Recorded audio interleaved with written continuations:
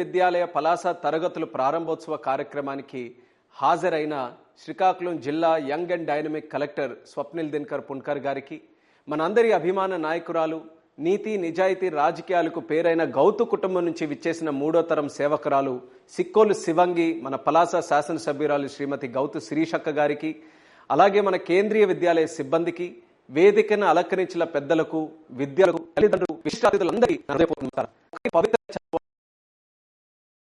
పేర్ల రైతుల మహిళల సంక్షేమం కోసం నిరంతరిస్తూ మన రాష్ట్రాన్ని నవ్యాంధ్రప్రదేశ్ స్వర్ణప్రదేశ్ గా తయారు చేయాలని సంకల్పంతో ముందుకు వెళ్తున్న ముఖ్యమంత్రి శ్రీ నారా చంద్రబాబు నాయుడు గారి జన్మదినం కూడా ఈ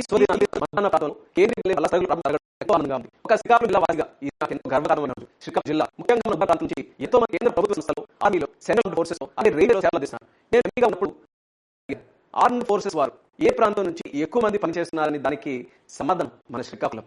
వీరందరూ దేశం కోసం వివిధ ప్రాంతాలలో పనిచేస్తుంటే, అంటే మన సరిహద్దుల్లో వాళ్ళందరూ కూడా ప్రాణాలు త్యాగం చేస్తూ పనిచేస్తుంటే, వాళ్ళ కుటుంబాలు, వాళ్ళ పిల్లల భవిష్యత్తు కోసం మనం ఏదైనా ఒక కార్యక్రమం చేయాలన్న ఆలోచన ఎప్పుడు ఉండేది. ఆ కోరిక నిజం చేయాలని సంకల్పంతో నేను ఎంపీగా ఉన్నప్పటి నుంచి కేంద్రీయ విద్యాలయ కోసం నిరంతరం కృషి చేశాను. అయితే ఇందులో గత ప్రభుత్వ సమయంలో 2019 నుంచి 2024 వరకు సహకారం అందలేదు. నిర్మాణానికి అవసరమైన భూమి కూడా అందుబాటులోకి తీసుకొని రాలేదు. 2024లో ఎన్నికల వాగ్దానంగా పలాసకు కేంద్రీయ విద్యాలయం తీసుకొని వస్తామని నేను బలంగా మీ అందరి ఆశీర్వాదాలతో గెలిచే తర్వాత మన కూటమి ప్రభుత్వం అదులో వచ్చి వెంటనే ఈ ప్రాజెక్టు ప్రాధాన్యత తీసుకుని ముందుకు తర్వాత స్థానిక ఎమ్మెల్యే మన శ్రీకాకుళం గారితో వచ్చి భూమి అప్పగించాం.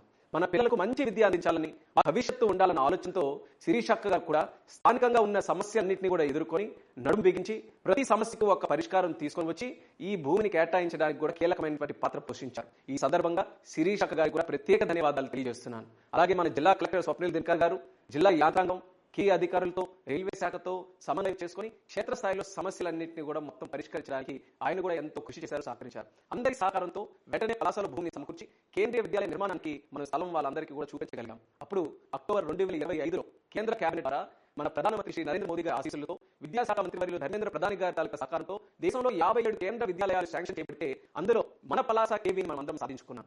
నిర్మాణం పూర్తయ్యే వరకు వేచి చూడకుండా విద్యార్థుల భవిష్యత్తు దృష్ట్యా తక్షణం తరగతులు ప్రారంభించాలని మనం నిర్ణయించుకున్నాం. ఇందుకోసం ఒకప్పుడు రైల్వే స్కూల్గా మన పలాసలో ఉండి ప్రస్తుతం బ్యారెక్స్ గా వాడుతున్న భవనాన్ని రైల్వే శాఖ అధికారులతో మాట్లాడి సమన్వయం చేసుకొని అవసరమైన సౌకర్యాలతో దాన్ని పునరుద్ధరించి ఈరోజు బాలవాటిక 1 నుండి 5వ తరగతి వరకు నేడు సుమారు 320 మంది విద్యార్థులతో తరగతులు ప్రారంభించాం. ఇది ఎంతో గర్వకారణమని కూడా తెలియజేస్తున్నాను.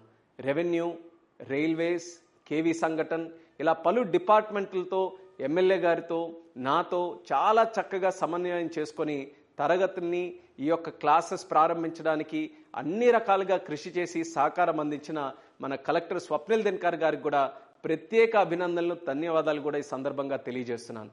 కేంద్రీయ విద్యాలయం అనేది కేవలం ఒక పాఠశాల మాత్రమే కాదు, ఇది ఒక ఆస్పిరేషనల్ ఇన్స్టిట్యూషన్. ఇక్కడ చదివే విద్యార్థులకు బలమైన పునాది ఏర్పడి భవిష్యత్తులో ఉన్నత స్థానాలకి చేరుకోవడానికి ఇది ఒక మార్గదర్శకంగా ఉంటుంది. వారి జీవితాల్లో కొత్త అవకాశాలకి ఇది ద్వారాలు కూడా తెరుస్తుంది. దేశంలోనే అత్యంత డిమాండ్ ఉన్న స్కూల్స్లో ఒకటి కేవీ. అలాంటిది మన శ్రీకాకుళం జిల్లాలో ఒకటి ఉన్నప్పటికీ నేను ఎంపీగా ఉన్నప్పుడు కూడా నాకు శ్రీకాకుళం కేవీ కోసం ఎంతోమంది వాళ్ళ పిల్లల్ని జాయిన్ చేయడానికి నాకు రిక్వెస్ట్లు వస్తూ ఉండేవి. అలాంటిది ఈరోజు ఎడిషనల్గా మనం కేవీ పలాస కూడా మనం స్టార్ట్ చేయబోతున్నాం. సో మన జిల్లాలో మన పిల్లలకి ఒక మంచి అవకాశం, చదువుకునే అవకాశం ఈ కేవీ పలాస ద్వారా మనం వాళ్ళందరికీ కల్పిస్తున్నాం. ఇక్కడి నుంచి చదివి వెళ్ళే విద్యార్థులు రాబోయే రోజుల్లో జిల్లా అభివృద్ధికి, రాష్ట్ర అభివృద్ధికి, దేశ అభివృద్ధికి కీలక పాత్ర పోషిస్తారని నాకు పూర్తి నమ్మకం ఉంది. మన శ్రీకాకుళం జిల్లాలో విద్యతోనే మార్పు తీసుకొని రావాలని, జిల్లాలో పుట్టిన ప్రతి వ్యక్తి విద్యావంతుడు అయి ఉండాలని నాన్నగారు స్వర్గీయ కింజరాపు ఎర్రన్నాయుడు గారు ఎప్పుడూ కూడా నమ్మేవారు. అందరితో కూడా ఆ మాటను పంచుకునేవారు. మన జిల్లా వలసల జిల్లా కాదు, అవకాశాల జిల్లా. Yes, Srikakulam is a district of opportunity అని ఇక్కడ నుండి వెళ్ళిన వారు నిరూపిస్తారు. ఆ నమ్మకం నాకుంది. ఈ దిశగా కేంద్రీయ విద్యాలయం పలాస ఒక ముఖ్యమైన మైలురాయిగా నిలుస్తుంది. ఈ కార్యక్రమంలో భాగస్వాములైన ప్రతి ఒక్కరికి కూడా మరొకసారి నా ధన్యవాదాలు.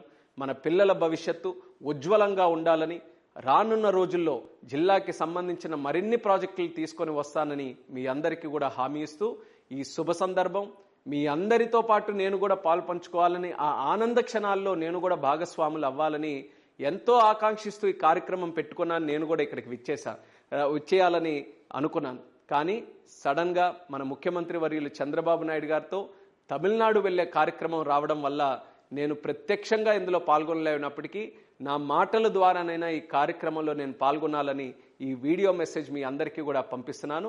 మరి ఈ యొక్క ఆనందమైనటువంటి క్షణం మీ అందరూ కూడా ఇది విజయవంతం చేయాలని, పిల్లల భవిష్యత్తు ఎప్పుడు కూడా బాగుండాలని మరొక్కసారి సందర్భంగా తెలియజేసుకుంటూ అందరికీ శుభాకాంక్షలు, ధన్యవాదాలు. జై హింద్, జై భారత్, జై హో శ్రీకాకుళం.